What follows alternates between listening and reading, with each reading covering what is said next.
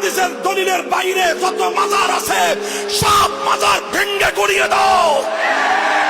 কোরআন হাদিসের বাইরে যত পীরের খানকা আছে সব পীরের খানকা আগুন দিয়ে জ্বালিয়ে দাও।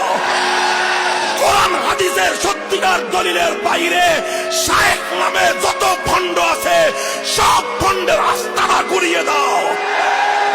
এই সব ভণ্ডের দল সেখানে নিরাপত্তা, মানুষের জান মাল, সহায় সম্পদের হেফাজতের জন্য সর্বোচ্চ ভূমিকা আমি পালন করছি। হয়তো সবটা সামনে আসে নাই, অনেকটা প্রশাসনিক ভাবে আমি দায়িত্ব পালন করছি। প্রশাসনকে বলছি অমুক জায়গায় আপনারা অ্যালার্ট থাকবেন, ওখানে যেন কেউ হাত দিতে না পারে। তো আমি আপনাদের কাছে এটাই আমার পলিসি, আমার কর্মপন্থা এটাই যে আমরা যারা মাজারকে সম্মান করেন আমরাও মাজারকে সম্মান করি। অলিয়া উলিয়াদের মাজার অসম্মান করার কোনো সুযোগ নাই, মাজার অসম্মান করার কোনো সুযোগ ইসলামের মধ্যে নাই। হ্যাঁ, মাজারে কয়টা কাজ করা যাবে, কয়টা করাটা ভালো হবে ভালো হবে না, এই জায়গায় দুই একটা বিষয় একটু মত পার্থক্য থাকতে পারে। সেটা বুঝের বিষয়, সেটা আলোচনার বিষয়, মারামারির বিষয় সেটা না।